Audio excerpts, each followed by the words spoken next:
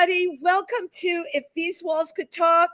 It's me, Wendy Stuart, and I'm dancing by myself today because Tym Moss just finished his show in Florida, and now he's moving on to something else, but he wanted me to send his fondest regards to everybody. He will be back here live next week at PANGEA with me. How is everybody doing today? My God, I had a week and a half. Let me just tell you about Friday night. You all probably remember the Copacabana, right? At the Copacabana. Well, they've kind of reopened with the Copa name, and we had the most extraordinary evening there. We had like a disco night. It was produced by Robert Sosa, and it was our guest, I have to tell you this. Our guest was Prince Stephen, okay, from Mongolia. I love this. I love when we can like have people from all over the world come, which really inspired today's show. And I mean, they don't do the hustle in Mongolia. At least I don't think they do, but we did the hustle. We hustled till we dropped. It was such an extraordinary evening. And we featured the amazing fashions of the designer Richard Quinones, which was to die for. How often do you go to a fashion show where you can see, I personally saw, he must have shown like 30, 35 gowns on these incredible models, all kinds of models, every nationality, every age, which I love that. But I there must have been 25 things on there that I really want to have in my closet. And maybe you will get to see me wear one of those one of these days. And then Sunday, I got to do a really beautiful fundraiser with my organization, TriVersity, out in Pennsylvania. It was an LGBTQ plus fundraiser. We did what we called Pike County Pride, and everyone just had such a good time.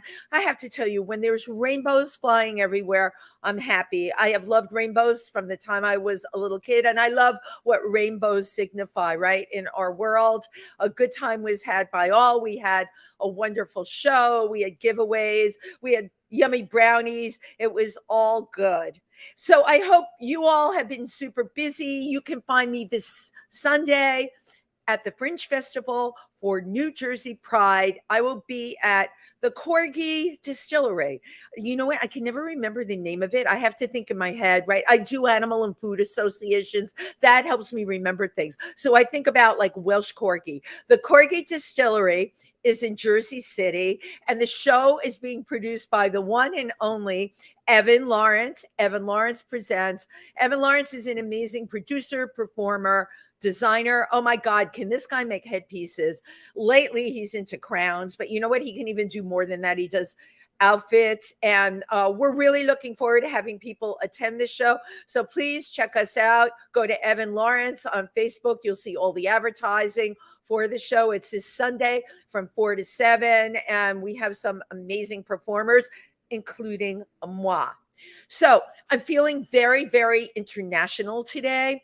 I'm feeling international because we're doing something that we never did before here on If These Walls Could Talk. We are broadcasting our guest live from Italy. I'm very, very excited like that, right? This whole virtual thing, you can stream people in from all over the world. You know what? If you're Star Trek fans, think about it. Remember when Scotty used to say, Scotty, beam me up, right? Well, we can now beam people up, and I can beam them, right? That's what we're doing. We're beaming. You know what? I know we call it streaming, but I am going to give it a new name. I'm going to call it beaming. So I have two incredible guests today. The international actress, Ambra Ferraris, and the world famous celebrity bartender, Pablito. Come on into our studio. Ciao. Hi. It worked. You got the whole thing about Star Trek, right? I just thought about that. Yeah. My dad was a fan, so I had everything recorded on VHS. So. Oh my gosh, but now I'm thinking about it, and it just hit me. That's what we're doing. They were ahead of their time, right? We call it streaming, but it's beaming. All right. I am totally coining that phrase. And by the way, everybody, we are coming to you live from PANGEA, and it's If These Walls Could Talk. thank you for being with us today. Thank So you. you guys, it's so great having you. Now, the two of you, you know what? I call this segment "Love Italian Style" because the two of you, first of all, you both have great smiles. You both have big personalities, and you are coming to us from where in Italy today? We're from Turin in the north. Okay, and so you were here, I think, in the States for a little bit, right? Yes, I've been in LA for 3 years, and I've just came back for working here, some opportunities that came up. So I don't know how long I'll be here, not just in Italy, but I have some collaboration in London, in Germany. So we'll see what happens. Everything is in pre-production right now, so I'm still not sure about which project to pick and what's going on, but yeah, and then I have some work here in Turin, so we'll see. This is great, and I think now for you, if you're working in Europe, would the films that you would be doing would be in Italian or in English? By the way, your English is so amazing. Thank you so much. I think they will be in English, all of them. Not just the one in London, but the one in Germany as well, because I met the director in UCLA. So okay, cool. yeah, it will be, because we want to be able to, to be accessible to everybody. Of course, we can use subtitles, but it's always better if it's in English. And it's funny though that you mentioned subtitles because so I do a lot of film festivals. I go to them. I work with the Black Bear Film Festival, and we've made films, my husband and I, in remote places of the world, and we won the best film documentary at the Chelsea Film Festival for a film we made called Whispers and Witnesses: Primate Rescue in Cameroon, and it was about saving chimpanzees and gorillas. But what happened to me from going to film festivals, I can share this with you guys. I hated subtitles. I know. That's why I prefer to, speak in English directly. I know, but you know what? How prejudiced and dumb is that when, thank God for things like Netflix, because I have not only seen like going to film festivals, but even on Netflix when they take stories from other parts of the world. We all need to be more appreciative of subtitles. I have to tell you guys this, I don't even notice them anymore. I don't. If the film is good, the only thing about subtitles, right? You want them to go slow because your brain has to digest it. But if you're saying you don't like subtitles, really, I was one of those people. Open up your mind, because you're going to miss out on a lot of really, really great films that way, and there's great stuff being done all over. Pablito, celebrity bartender. Look at you over there. So the word on the street is you are a mixologist. Exactly. Yeah, I'm trying. Tell us a little bit about like what's involved with mixology. Yeah, it's like a chef in the cuisine. It's the same thing. We try to mix all different kind of ingredients to create something new, something different. We start from the classic recipes, the international one, and we try to give a personality, or mix something new. A signature cocktail starting from the international one. So you start, so give us, so a lot of people don't know what, like an international cocktail to someone like me is a Cosmo. Is that an international? It is? Yes, exactly. Yes, one of the most famous of it is. the IBA. Is there a book of like international cocktails?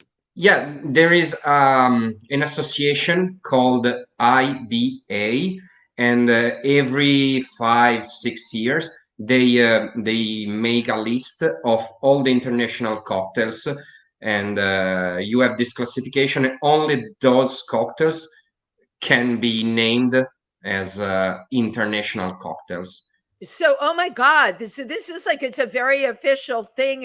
It's kind of like the Westminster Dog Show where they only recognize certain breeds. It's the same thing, right? Yeah.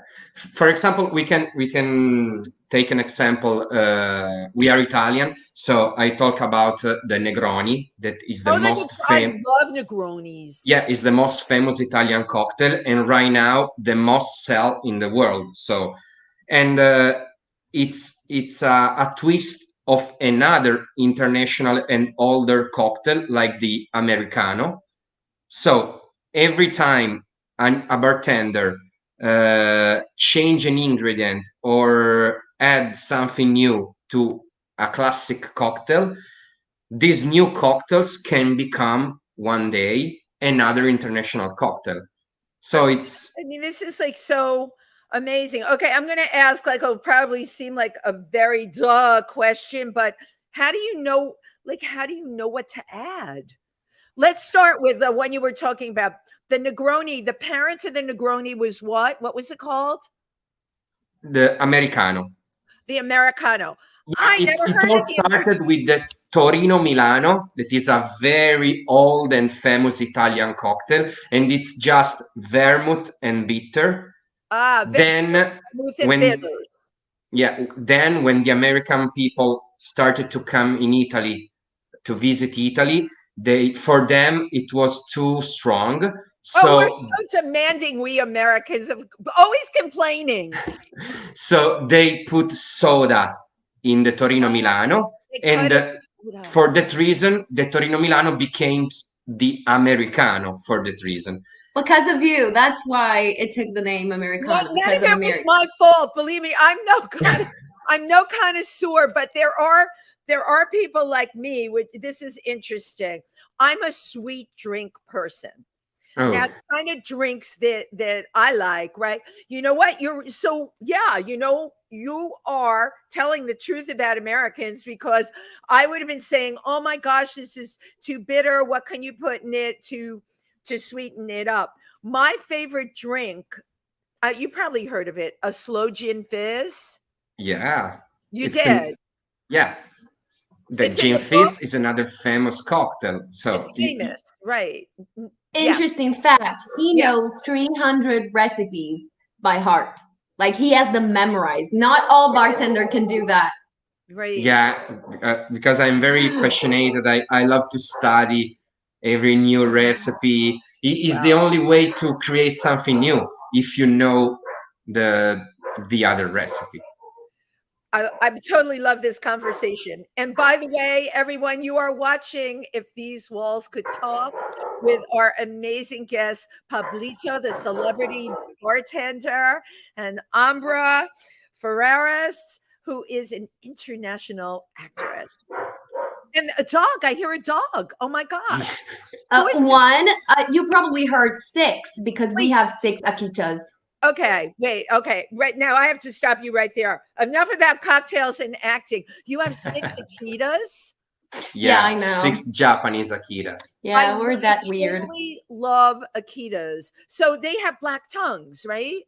No, those are Chaosu. These are actually Japanese Akitas, which are different from the American Akita that you were probably used to.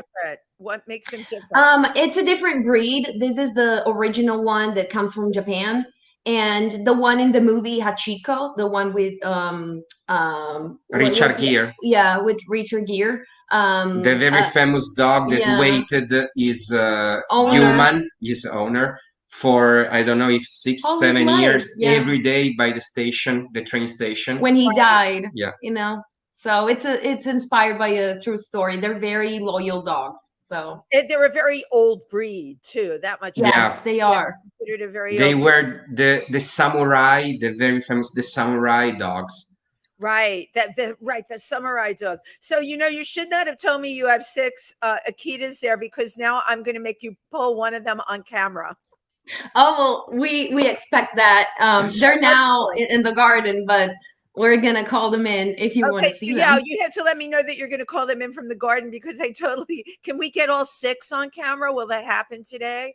I don't think we can have all 6, but we can try and do our best to get like the 3 at least the 3 different colors, because there are like yeah, there are the classic one, the white one, and the brindle. It's 3 different colors. Okay, so if we can manage to have 3 of them, I can try. You can talk about them, and I go cold. Okay, let's try. So Ambra Ferraris has now left the set to go get 3 of the 6 Akitas on camera because I requested them. God bless you. I was telling our producer Chauncey and all of you. Come here. Thank you. Here. We got one. Okay. Akita here. Okay, Akita coming into our. Okay. Oh my God, they're so. This is the 2 of them. This is Ray. Their heads, they're huge. Okay. And the Yuki. They have all Japanese name. Okay, they don't all fit, but no, this is great. It's perfect because people at home can get to see them. You have the brindle one. I hold the head a little higher so people can see. Look at that. They're magnificent. So what do they weigh?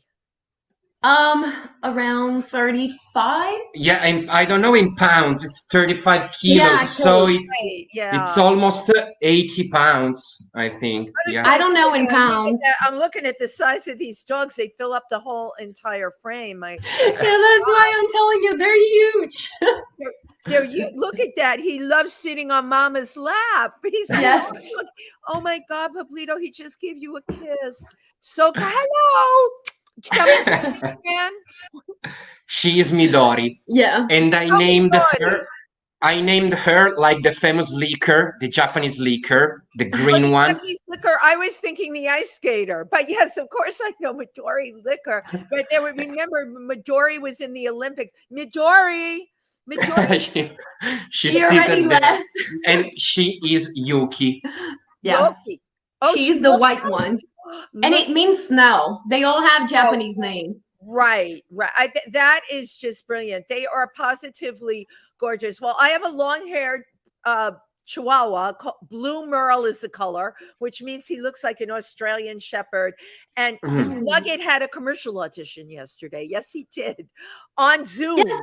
I think they would get a lot of auditions if I only wanted them to audition. Well, what it is, I had gone up for the audition. Well, I didn't go up anywhere. I put myself on tape, right? We don't go anywhere anymore, ladies and gentlemen. We put ourselves on tape.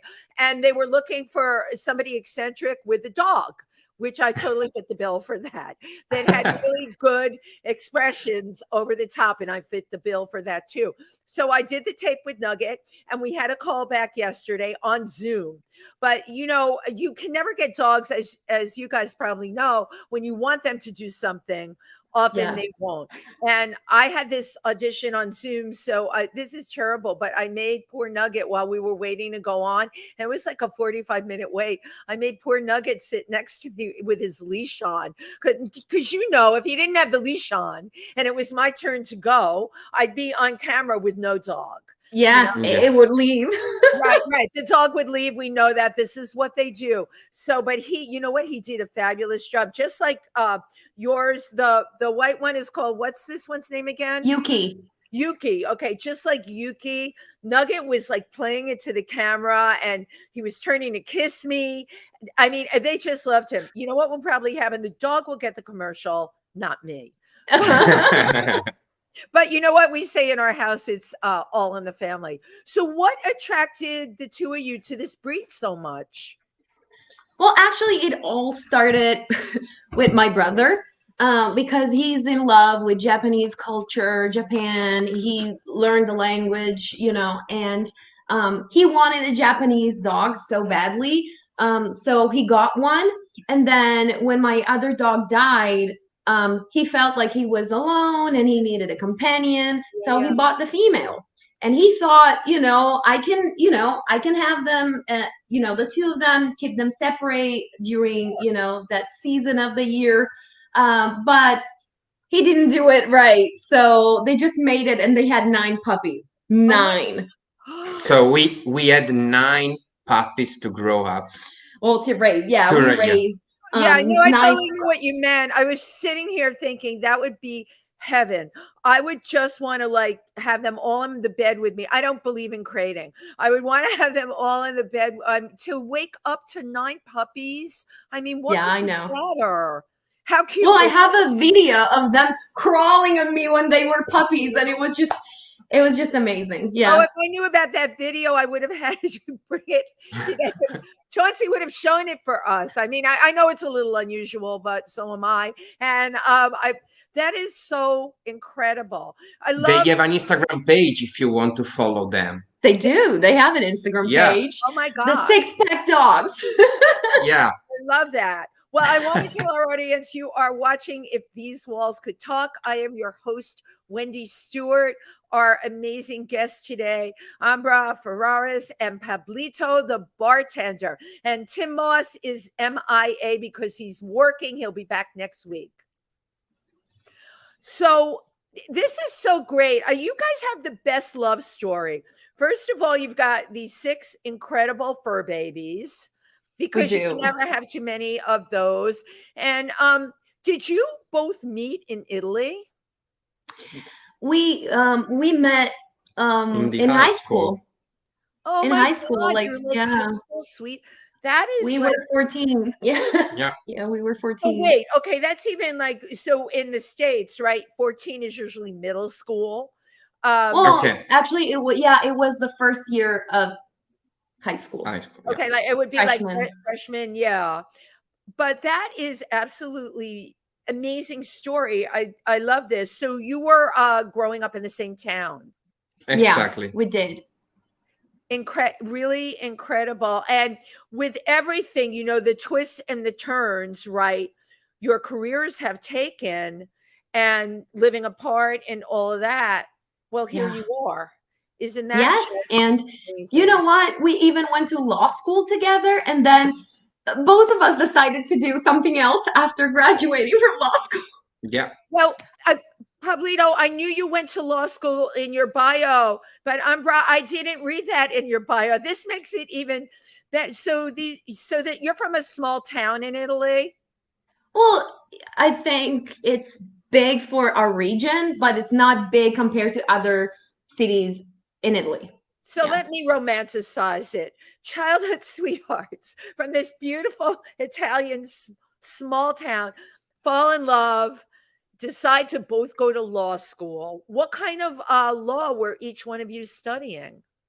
Well, I started with business law. I didn't like it. I changed it to like the classic Italian law. It's a very different system from yours. You have common law. It's the British one, and we have the civil law, which is a very different system. So you let we everybody studied out on with no bail now. Well, that's what we do. We let everybody out now. They don't have to. Well, post people complain crime for rates the are same reason here. So I don't know. Maybe the world is the same. I don't The know. world is the same, right? Nobody's going to jail. Perpetrators are out on the street. Don't even get me started on my soapbox. But let's get back to you. So it is amazing to me because you're an actress, and that, well, as a lawyer, you know what? You do have to be an actor. You really I know.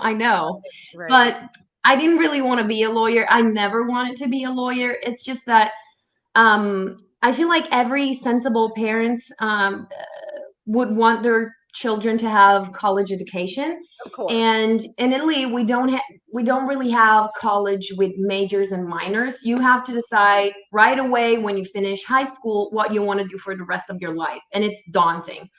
And I already knew I wanted to be an actress, but my mom was very clear on that. It's just a hobby. It's not a career. So you go and get a real professional path. Why are you throwing your life away? You need something to fall back on. You'll never make money, you'll have no security. What man will want you? Oh, we have that's the story, you know. Says this kind of thing. And last week I had the performer Jack Tracy on, who's a recording artist, and he's also a lawyer. And again, now he's on the stage. However, as I said to him, and also with you, the gift that you have now is at some point, maybe not now, but because of having a legal background, when you're doing those contracts for your film and everything. Oh, it's always useful. Yeah. Right. Exactly. It's a completely useful skill to have.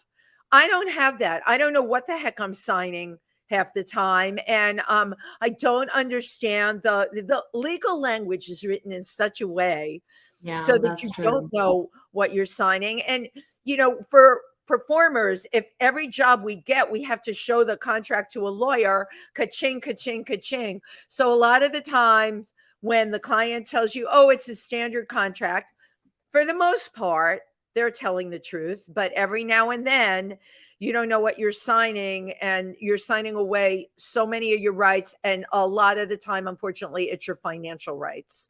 Yeah.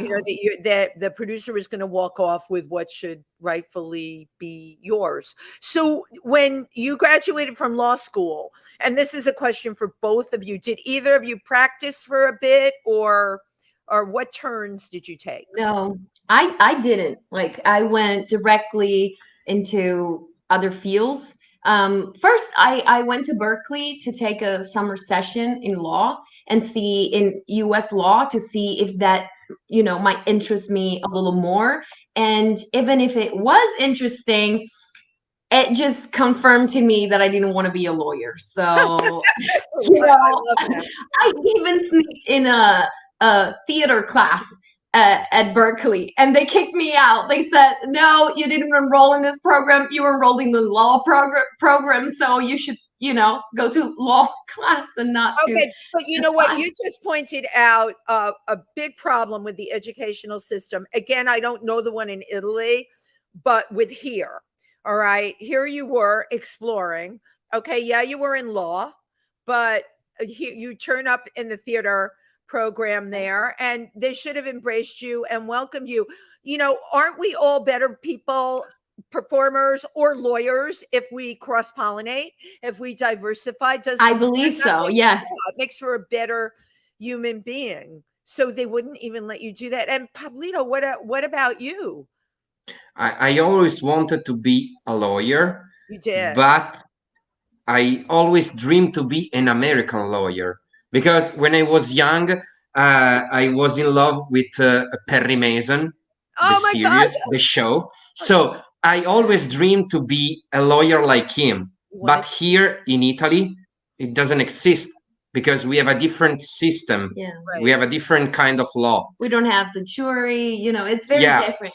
So I changed my field, and I graduated as sport lawyer, because I was a football player before. But then I started this career, this bartending career, and I spent all the time trying to be better. So I decided to go on by this way. And but it's so interesting to me, not only to jump. By the way, I love the Perry Mason thing. That's great. I actually remember growing up watching that show, Perry Mason. Perry Mason, Ambra, are you familiar with Perry Mason? Have you seen the reruns ever? I was an extra on the second, the one that the new one that they did. I was an extra, yes, on that one. So, yeah, Perry Mason was like the gold standard, right, of every kind of lawyer. And hold on for 1 minute. You're watching If These Walls Could Talk with Pablito and Ambra, and we will be back in 2 minutes.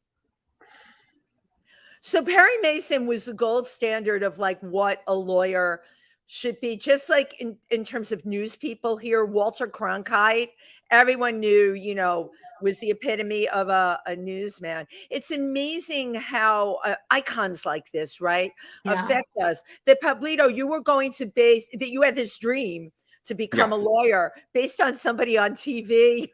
Exactly. How silly! Then when I went to law school, and the teacher said me, that we have a different kind of law. What can I do right now? So I changed my plans, and here we are. Yeah. But it is interesting to me that, you know, last night we had a wonderful Madonna show here, and somebody in the audience I was talking to, who's now a teacher, he started out as a bartender, and he bartended, I think he told me, for like 10 years. And then at 30, he went back to become a teacher. His name is Anthony, and he's part Italian and part Irish. And our producer knows who he is. But what was interesting to me is he didn't do what you did. Bartenders here in the United States, I mean, every now and then you get people that are like you. They're so turned on by bartending. They go on to become, you know, celebrity mixologists, or I guess the wine connoisseurs. What do we call them? Sommeliers? Oh yeah, but that's for more for wine. Yeah, Right, well, sommelier. you know, you're talking to a person here who just likes to drink to get drunk, you know? So sommelier, mixologist, but it is in this very, very specific field. So it's interesting to me that you started out as a bartender, probably trying to figure out what you wanted to do with the rest of your life, right?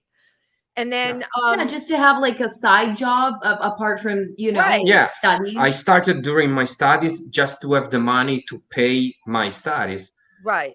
For school and stuff like that. Yeah, exactly. But What then the was people, sorry.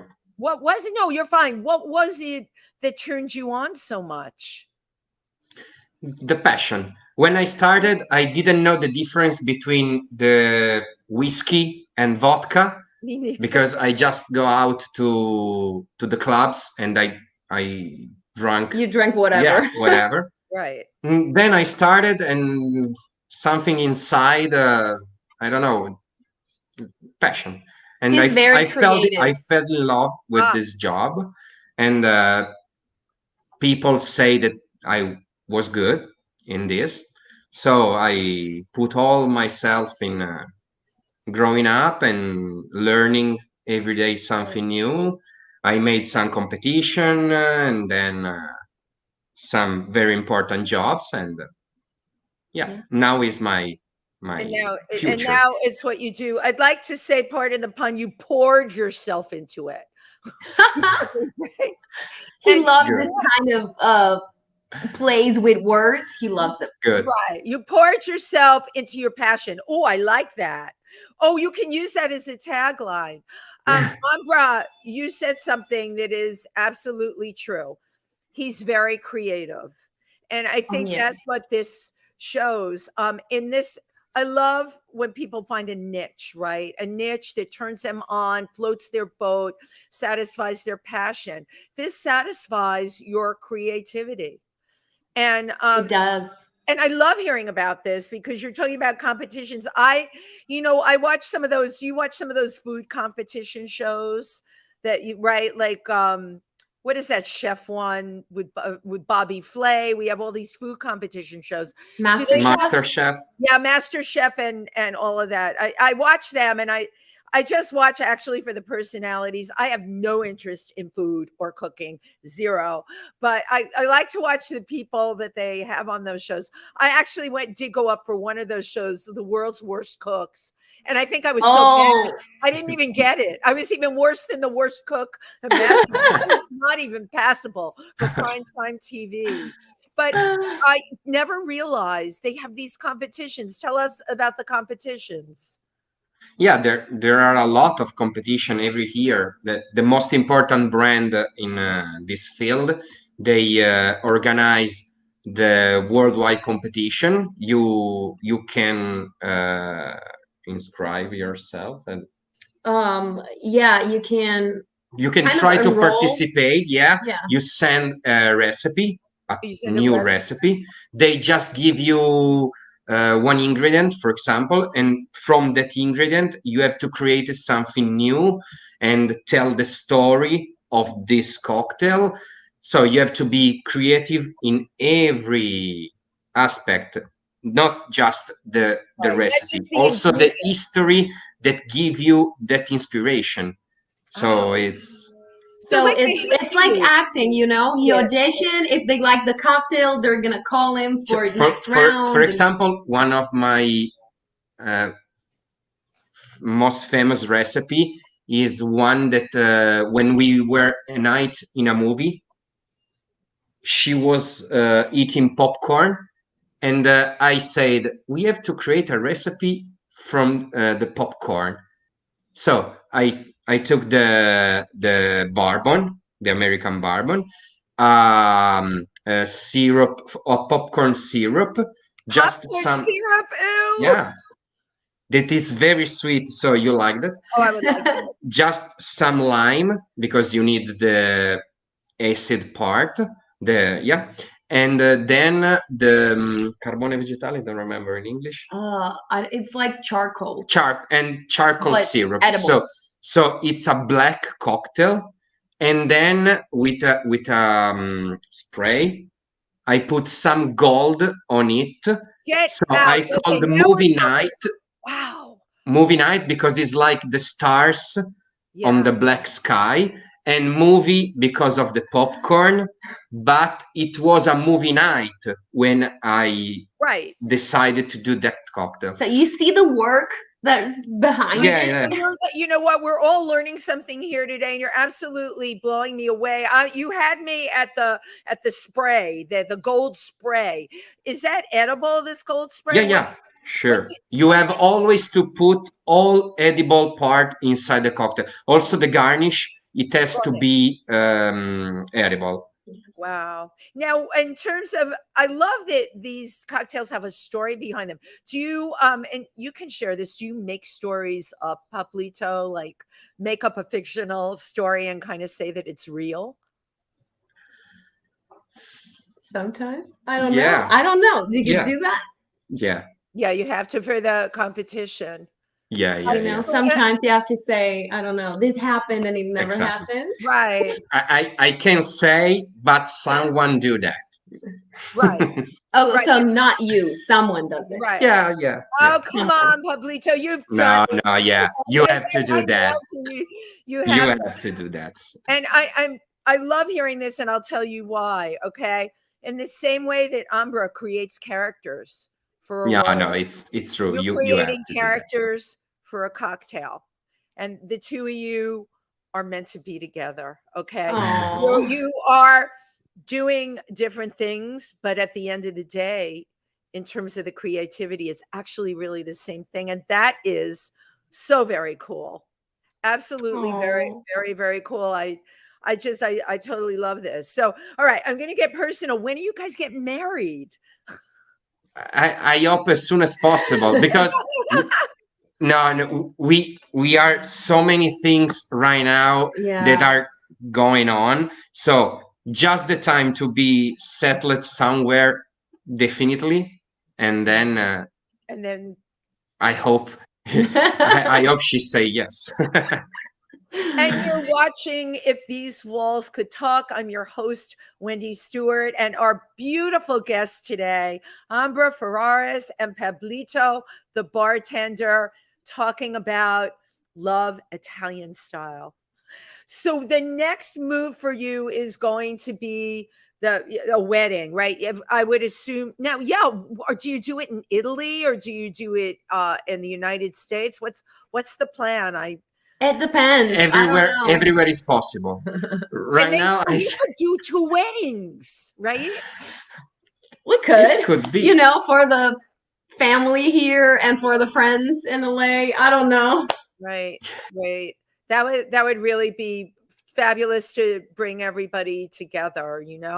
Do you share the same group of friends, because you've been spending time in LA, Ambra, and Pablito, you're in Italy, but yet you're from the same place. Do you have a lot of crossover friends between the two of you?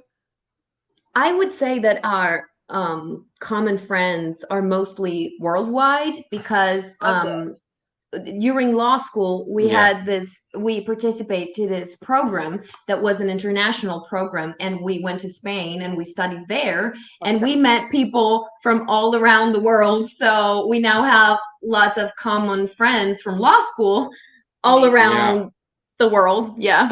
Right. Brazil, Peru, really Japan. I don't know, people from everywhere. And I met a lot of new people in LA, and I introduced them to him. Exactly. So So So this is all fantastic, and it's all good. I love the way the two of you support each other in your chosen fields, right? That's really important when two people are together.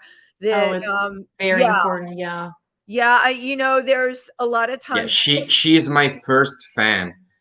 I It's love because it. of her. Yeah, no, it's true. It's because of her that I going on trying something new every time, because she believes a lot in my I saw his talent and everybody's telling him how good he is. And so, he needs to, always step up his game and show that not only he can memorize 300 recipes, but he also good at creating new stuff. And it's just, what? He's good at knowing the story behind things, not just making it up, but really, telling the history of a cocktail. And then what I think he's best at, I think it's knowing who's in front of him and creating the best thing for that person. That's why they remember, even after like 8 years, they still remember the cocktail that he made for them, because he knows the person that he has in front of him. And you care about the person that's in front of you. I love that you personalize your cocktails, which is why you're on a celebrity level, because you care about the person. And now, how do you come up with the idea? Like, let's just say I come into where are you bartending now too? I want everyone out here to hear it.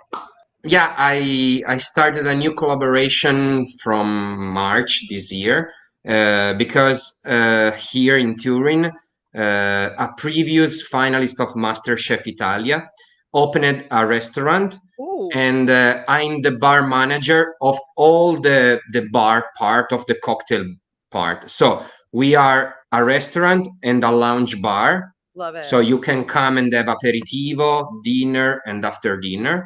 And I make a cocktail all night here. I'm the manager, so I can decide everything. But you're still working Yeah. for your previous job too. Like, Yeah, he has I'm two doing- jobs right now. Yeah. Everyone does a million things, and you're still creating cocktails at the other job that you have. Yeah, I'm in the other job. I organize events and Private private events, events. public events. Yeah. Also, all for the cocktail. We have a cocktail catering. So I create the drink list. I talk with the clients. Lots of weddings. I love it. She's your best salesperson, by the way. Yeah. I just love his work. He's very talented. Amber, you're great at marketing. Yeah, she loves my work, but she doesn't drink alcohol. So I had to improve myself creating mocktail or no alcoholic cocktails, because she don't drink alcohol. She doesn't drink alcohol. Okay, I'm just totally blown away. She doesn't drink alcohol at all. So you were really pushed to come up with mocktails. And I have to say, many people, I'm thinking of even a lot of people I know that no longer drink. So in society all over the world, one has to be prepared for everything. So coming up with mocktails is absolutely brilliant. Now, I am sure you put as much creativity into those, and they have stories as well, right? Yeah, sure. It's not just mixing some juices. No. Also, for a mocktail, you have to create a perfect combination of all the ingredients. You can use also no alcoholic distillate, or for example, right now there are no alcoholic gin, there are no alcoholic vodka, so you can. And I just started, that came on the market like in the last year or so. I just started noticing that. Well, we have a couple of comments on here. I like to read these. My friend Marty Abusher, who I love to death, limoncello is his favorite. I love limoncello too. His mother, my mom makes it. And fabulous. And of course, Jay Michaels. He's world famous, and I love his mustache. You know what? I have to ask you also, you have become famous because of your mustache. And Tell us about that. I was the first one here in Italy to have this kind of mustache, because I started to have this 10 years ago, and it was not so common right then. So I cut them when all the other bartender started to have this mustache. But it was my signature. Yeah. Everyone knows me as the bartender with mustache. So I had to grow them grow back. them back. Yeah. Right. Yeah. And everybody's like, you know, that bartender, that one with the big Exactly. Mustache. Well, I want to thank everybody who tuned in today for If These Walls Could Talk. I'm sure you will never look at cocktails the same. And I want to thank Pablito and Ambra, wishing you great success with your film career. We're all going to be watching for you. And the two of you are going to be the Italian power couple of the year. I just love everything about you. Thank you so much. Thank you. Thank you for having us. Thank you so much. So we're now back with If These Walls Could Talk after our station identification. And I got to talk to you more about these cocktails, because, you know, Pablito, you've made me look at it from a totally different perspective. So let's talk about the people that come up to your bar, all right? Because I'm sure you have a few stories that you can tell. Let's hear some of those stories. Juicy moment. I love it. We want the juice.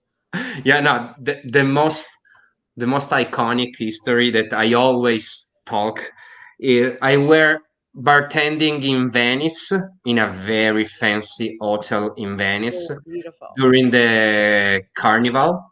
That is Venice is one of the most famous city of the carnival. It's amazing. Yeah. And one night we were working, and the concierge went to the bar and said, I just received a phone call. That is the first time in my life that they asked me something like this. And what happened? We asked, what happened? A sheikh, it's correct, from Emirates. Yeah, an Arab. An Arab sheikh, right? Or yeah.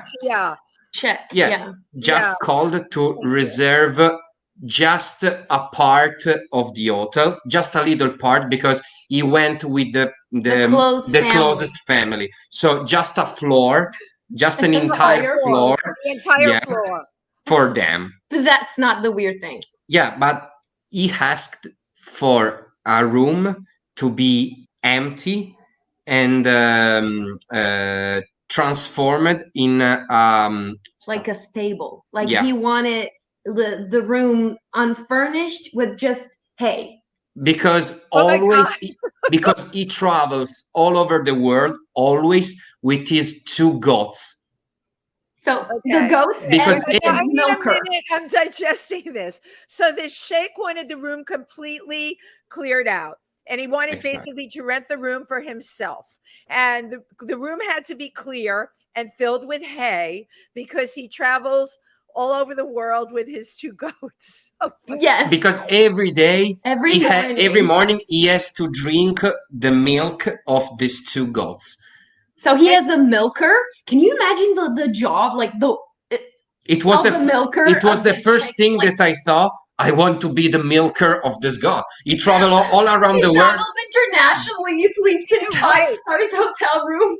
Right. I mean, we're talking, Pablito, about you being an international bartender. Now we found a job even higher than the job that you have, the milker of this royal sheikh's goats. And my friend Cecily Williams is on here, and all she can say is, wow, we have never heard this one before. So what makes these two goats so special?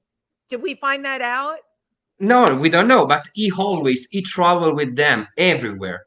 So he was spending like, I don't know, $3,000 per night just for the that goats. room, just for the goats. It's plus incredible. all the rest of. Do they have their so this room that he wanted to empty out, they weren't going to have people come. It was just going to be him. Does he stay with the goats? No, of course not. Well, No, you no. know what? You never know. I sleep. Just one room just for the goats. Right, they have their own room. Were the goats? Did we find out? Are the goats demanding? As like, do you think the goats were like? I don't know what they wanted to drink. I don't know. Really? Well, I was shocked. I was really. It was. Yeah. Goats though. We're not even. Come on, we're not talking a herd here. You know what? I can give it a pass if it's a herd of like 15 goats. Everyone's got. Yeah, but just two. But I wonder what, it makes me wonder. And now I want to go further with this. What would make it the chosen goat? Like what would do that? I have no idea. And maybe they audition. They audition and each other. It's like what we have to do. The goats have to audition. Maybe it's got to do with like who can give the best milk. The royal goats. Maybe. They are like royal goats. So the milker person. Wait a sec. I've got the goats in the room, this enormous room with the goats. I want to paint the picture. What about, where is the milker? Is the milker sleeping in the hay with the goats? No. In another room. He has another room. So the milker gets another room too. My God, you know what, you guys? We all went to school for the wrong things. Yes, right. He always finds out too late. Right, it's too late. We should have all gone to school for goat milking. Yes. All right. That look where we could have ended up. Look at it. International travel, a really fat salary. We would stay in the best hotels. Exactly. And what did the goat milker do? I wonder when he wasn't milking the goats, because you don't do it 24 hours a day. Like just I think in the was morning. Yeah. You just needed like 2 minutes, 2 hours. Yeah. I don't know, in the morning. I know that the sheikh wanted the milk in the morning when you woke up. So after that, you have all the time to visit Venice, to visit Paris, to visit all the city. No, I know the sky's the limit. You can do all the tourist stuff as long as you're at your post in the morning to milk the goats. And I would imagine it doesn't take that long to milk a goat. I don't know if anyone who's watching today. Oh wait, Jay Michael said he's quitting everything he's doing, submitting his resume to milk goats. Well, oh wait, Cecily Williams as well is getting a new job. You know what, everybody? This has been career planning day here on If These Walls Could Talk, because that's why we watch the show, because you never know what's going to be said. You never know where it's going to go. And I never thought about this in my entire life. Wow. That's a big wow. So with your history, you've had this happen. Have you ever been the mixologist for somebody that was very, very demanding, that no matter how much you tried to please them, or they got so inebriated that they got out of control? Celebrities. Yeah. Oh, those celebrities. A lot of them.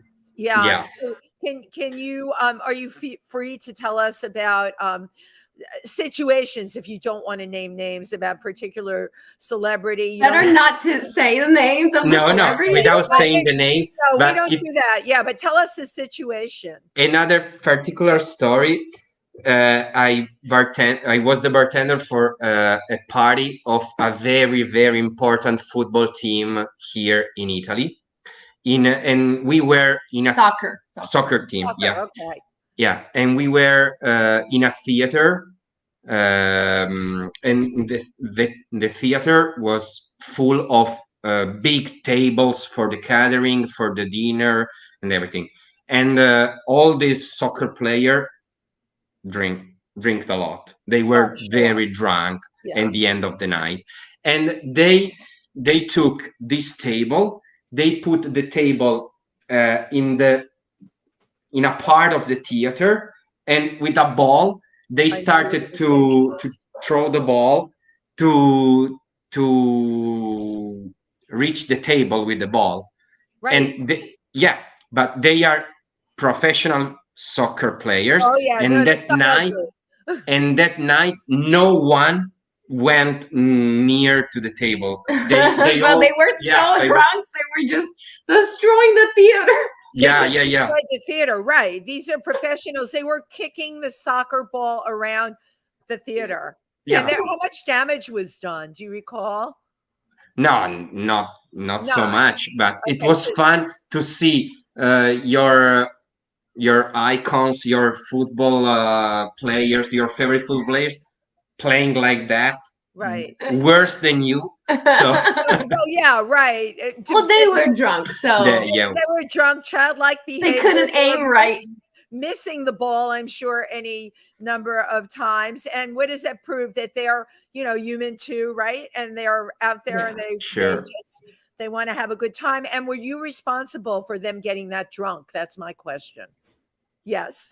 Yeah, Well- but always when I have a client that it's high enough, I said maybe it's better to take something with no alcohol. We can do the same cocktail with an no alcoholic version. yeah, like a virgin mojito, for example, and Yeah. not going on. And Yeah. do they listen to you, or they prefer to drink alcohol? It depends. But it depends. But at least I have to say that because they have to know that. Right. Right. You know what? At least listen, you're being, what do we call it? Responsible drinking. And you're treating them responsibly. Have you ever had anybody come on to you, male or female, because of who you are, that you've met in your career? Yeah. Yeah. Do you think it was your cocktails that did it? I don't know. You don't Well, know. your Some cocktails mustache. made them drunk, so maybe. But someone started before Oh, to drink. okay. Yeah. So there you go. Like it all comes out. Well, Ambra, we're coming to the end. I want to know just quickly what kinds of things you have coming up. I know you said there's things that you're looking at. What kinds of roles can we expect to see you in? Yes. So I have a friend of mine that is an actor, and he has a production house here in Turin. So he asked me to collaborate with him on some projects, not just as an actress, but also helping producing. So Smart. I will, learn a little bit of producing too. And then I wrote a script for my own short film. So, and I have a producer in New York that she's a very good friend of mine, and she's going to help me produce my script. So, I love it. I mean, she still has to read it, but I'm sure she's going to help me. She has to read it, but she is going to help you, which is great. And I think you brought out something that all talent needs to know. It's not enough nowadays to just be a performer. You have to write, you have to produce, you have to have your eye on the prize every single time. And Tym Moss and I always say this, you're expected to wear many hats nowadays. And the truth of the matter is, if you look at some very famous actors that are out there now, my husband's always pointing out the Kardashians to me. I am like, I'm not a Kardashian.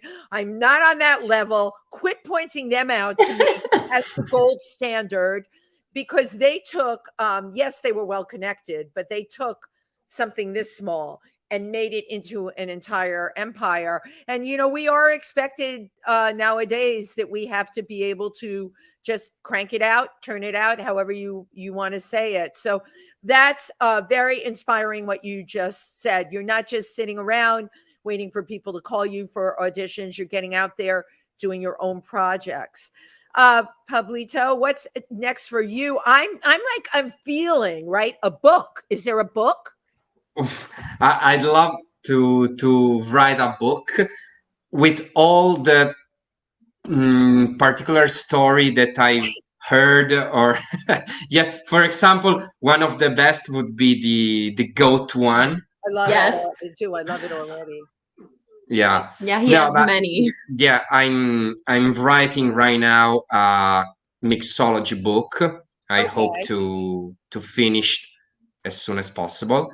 But with 2 jobs, it's hard to have the time to finish that. So But he's an overachiever. He doesn't want to quit one of the 2 jobs. He wants to do both.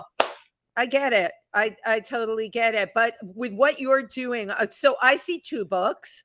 I'm looking into my crystal ball, and I see two books for you. One that's like a basic mixology book with a part in the back about the mocktails, right? Yeah, And that's sure. about, basic, incredible original recipes with a little history, of course, behind that.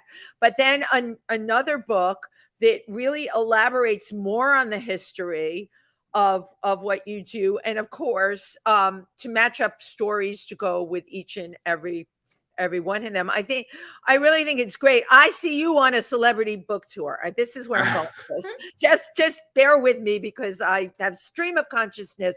With the way you look, and with Ambra, the two of you, she could be the wind beneath your wings on this. I see book signings, talk shows. No, because you know what? We don't see a lot of people that do this kind of thing. There are definitely some out there, but we're not seeing a lot of personalities. Both of you are personalities, right? And I love this whole hook of having the cocktail culture. It is cocktail culture, whether it is a mock cocktail culture or an alcohol cocktail culture. It's great. It's creative. You certainly floated my boat here today. And the last thing I'm going to do is I'm going to beg a favor. I am doing a party on September 4th at my weekend place in Pennsylvania. And I would like from you, Pablito, a simple recipe with well, I guess I like a vodka base, but you know what? If you tell me we can't do a vodka base, but I would like a simple, very fun recipe that I can make for my party. And I'm going to confess this to you. Oh my God, everybody's going to be laughing at me. I don't even know how to use a blender. Oh, I have an idea. I already have an idea for you. Okay, so basically you would be coming up with ingredients that I can like open up things and pour into things, and I would need the right amounts of it, and then it's got to look pretty, so I need like the pretty stuff.